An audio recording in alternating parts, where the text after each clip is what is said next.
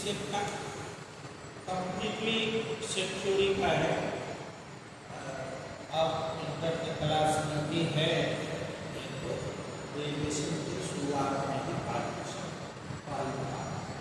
लेकिन modern algebra भी हमको काम आएगा, बिकॉज शुरू में ही हमने बताया था कि modern algebra completely based on security. So देखिए, जैसे ये समझो, गाँव में देखे हो कंप्लीट, ये जब 2 या 3 भाई रहता है किसी भी पेरेंट्स का, 3 संतान हम लोग है, ठीक है, उसमें आपस में बंटवारा होता है ना। कभी ये सुने होंगे कि ये पार्टीशन का दीवार है ना, ये पार्टीशन का दीवार है। सो इसका मतलब हुआ कि जब भी हम लोग एक कंप्लीट जायदाद को कुछ भागों में बांटते हैं कुछ नियम के हिसाब से, ठीक है, तो जो टुकड़ा बनता है उस सारे के कलेक्शन को हम लोग पार्टीशन कहते हैं। वहाँ लोग समझते हैं कि ये पार्टीशन का जो दीवार है बंटवारे का, वो पार्टीशन का दीवार कहलाता है। सही में वो पार्टीशन का दीवार है। मतलब ये मान लीजिए कि आपके पास ये पेरेंटल संपत्ति, ठीक है, पैतृक जायदाद है, 3 है। मान लीजिए ये इस संपत्ति में C1, C2, C3, C4, C5, C6, ये सब संपत्ति का नाम है, ठीक है ना। ये सब संपत्ति का नाम।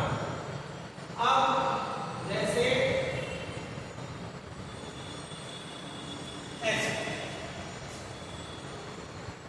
एक क्वेश्चन, उसका संपत्ति का नाम A1, इस संपत्ति के इस भाग का नाम A2, संपत्ति के इस भाग का नाम A3, और ये कंप्लीट जो संपत्ति था वो था A।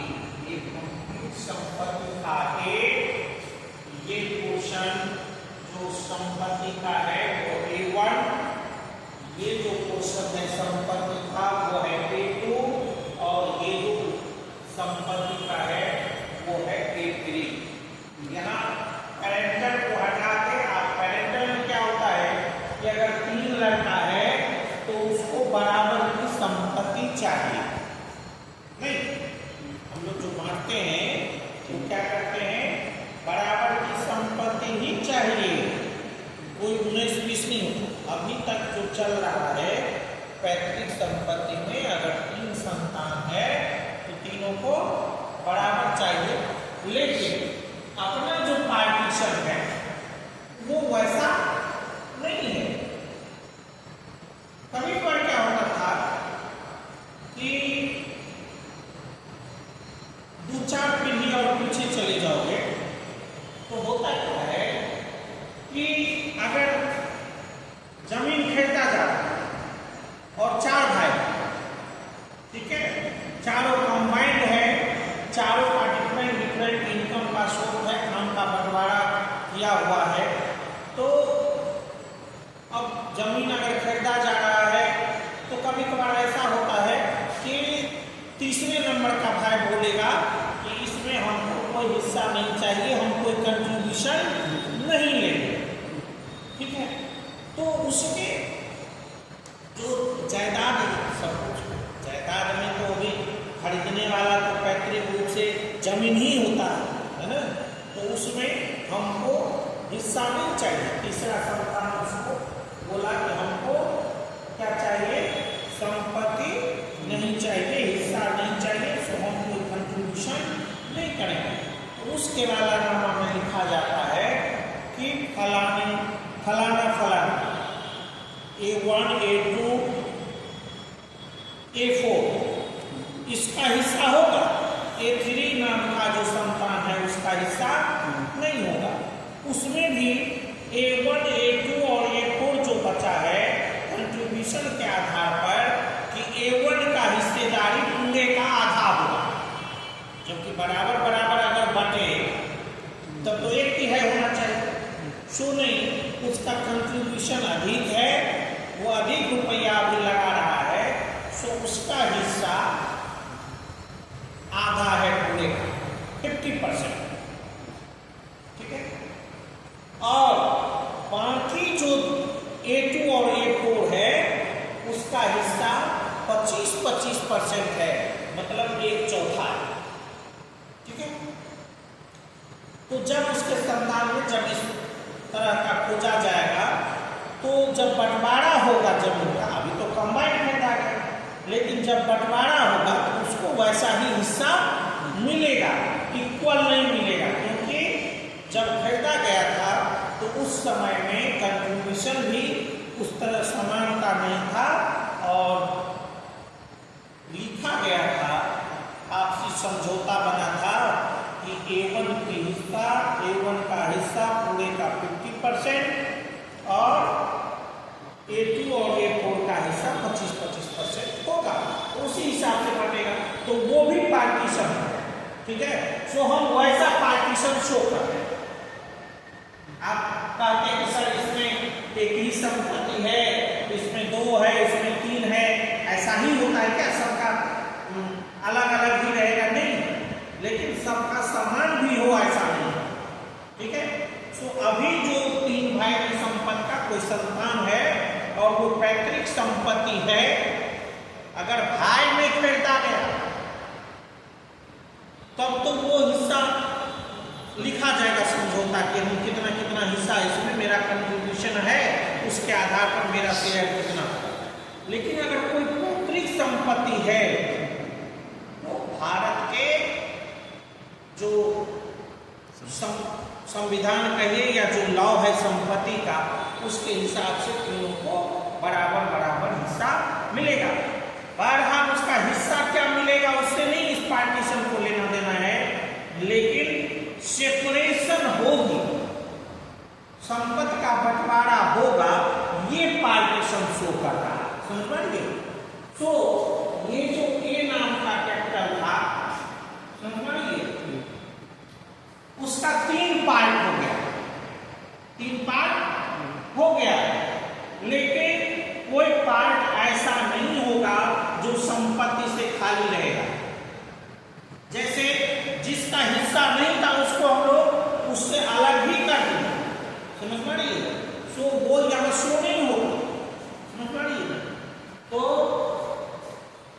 किसी के हिस्सा में संपत्ति नहीं आए ऐसा नहीं हो सकता, तब उसको हम लोग वो बंटवारा नहीं कहेंगे। बंटवारा यहाँ 4 संतान में नहीं हुआ, कितने संतान में हुआ? 3, A1, A2 और A4, A3 को हमने अलग कर दिया, जो आपको कहानी ओरली समझा रहे थे। सो जिसमें हमको बंटवारा करना है उसके हिस्से में कुछ न कुछ आना है, समझ में नहीं? वो सेम भी आ सकता है और अलग अलग भी आ सकता है, लेकिन कोई संपत्ति से बेदखल होगा ऐसा बंटवारा यहाँ नहीं होगा, समझ पाइए। सो इसका मतलब हुआ कि ये एक सेट है और उसी का ये बच्चा है, A1, A2, A3, बच्चा मतलब उसी के एलिमेंट से बना एक छोटा सेट है जिसको हम क्या कहते हैं? सबसेट। नहीं, सो सपोज कीजिए कि A नाम का कोई नॉन यूनिटरी सेट है, नॉन यूनिटरी सेट मतलब संपत्ति रहेगा तब न बंटवारा। नहीं समझो, मान लीजिए भाई भाई में बंटवारा हो गया, तो ऐसे ही तो इंडिविजुअल है तो अलग है, कुछ रहेगा तब न बंटवारा होगा। सो नॉन यूनिटरी होना चाहिए, मतलब संपत्ति कुछ रहना चाहिए। सही बात है ना, बगैर संपत्ति का कुछ बंटवारा होगा। सो A शुड बी, ऐसा इसलिए बता रहे हैं ताकि आपको ये पार्टीशन याद रहे।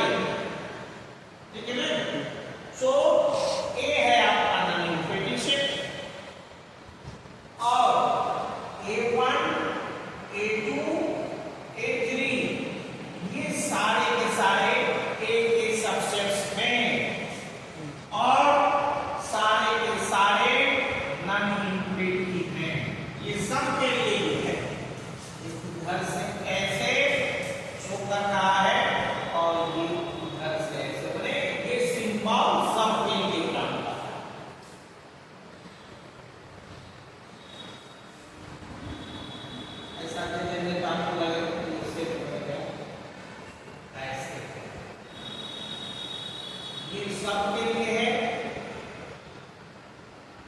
और ये भी सिंबल सबके लिए। That means A1, A2, A3 are subsets of A and no anyone is empty here. सब में कुछ न कुछ संपत्ति है। और आप देखे होंगे कि कभी कभार ऐसा होता है बंटवारा कि अगर एक कुआं है ना, याद करोगे या कभी गाँव में देखोगे या अपने माता पिता से चर्चा करोगे, ऐसा बंटवारा होता है कि उस कुएं के ऊपर से दीवार बन जाता है, ठीक है ना। आधा कुआं का हिस्सा एक तरफ और आधा कुआं का हिस्सा एक तरफ, है ना। बंटवारा, और ये भी यही सिखा रहा है, जब आप बंटवारा करते हो दैट मीन्स आप में तालमेल नहीं है, मतभिन्नता है। सो आप कोई भी चीज कॉमन न रखें, आप रिलेशन अच्छा रहे इसलिए अलग कर रहे हैं, आपस में कोई विवाद न हो। तो अगर आप कोई कॉमन रखिएगा तो विवाद होगा ही। ये मैथमेटिक्स का पार्टीशन यही सिखाता है कि जब भी हम लोग सेपरेट हों तो कुछ कॉमन न रखें, ठीक है ना, कुछ कॉमन न रखें। सो यहाँ देखिए किसी में कोई भी संपत्ति कॉमन नहीं है, कोई भी संपत्ति कॉमन नहीं है। कोई भी दो का आप लीजिए A1 A2 का इंटरसेक्शन 5 है, इंटरसेक्शन 5 है। मैडम ओके चले जाए। A1 intersection A2 5, A2 intersection A3 5, A1 intersection A2 A3 5। That means यहाँ पर तीन ही था तो हम लोग ऐसे दिखा दिए। कोई भी सबसेट जो इसका है उसमें से किसी दो का पेयर लीजिए। ए बच्चा, ठीक, ये कोई भी दो पेयर हम लोग लेंगे उसका सबसेट्स का, तो वो डिसजॉइंट होना चाहिए, मतलब उसके आपस में कोई कॉमन एलिमेंट नहीं होना चाहिए। So this shows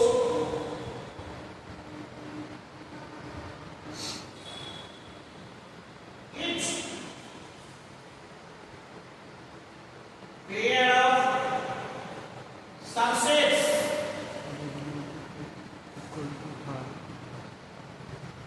each is joined, no in each form।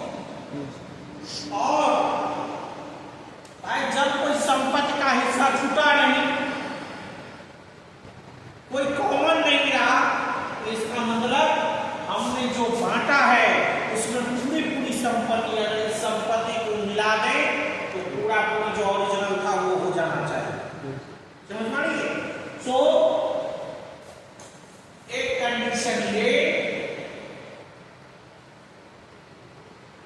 दूसरा कंडीशन ये, और तीसरा कंडीशन जो आप संपत्ति का जो फायदा था उस सब का आप अगर यूनियन करिएगा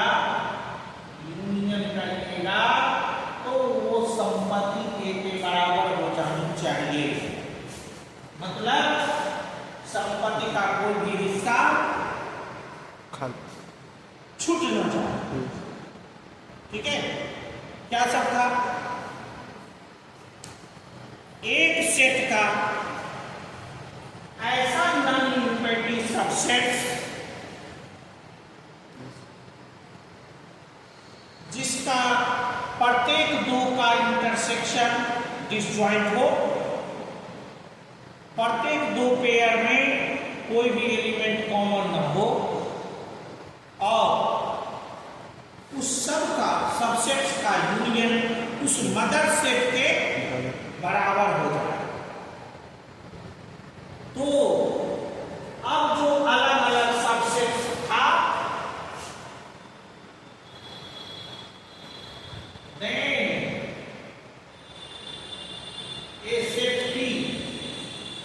Yes. इससे P of what? A1, A2, A3 ये क्या है? वही सब है, Yes. एक का हिस्सा, एक का subset. So this P, then P set of all subsets here. ये A का कंप्लीट हो जाएगा. A में तो नंबर ऑफ मान लीजिए 5 है. अगर 3, 2, 5, 6 तो 2 के पावर 6 64 एलिमेंट बने, 64 को सबसेट बने. सॉरी, जो इस तरह के कंडीशन को फुलफिल कर रहा है उसका जो हम लोग सेट्स बनाएंगे, ये कहलाएगा partition. Is called partition of. Mother said कौन सा था? ए. मेरे ख्याल से पार्टीशन आपको समझना नहीं.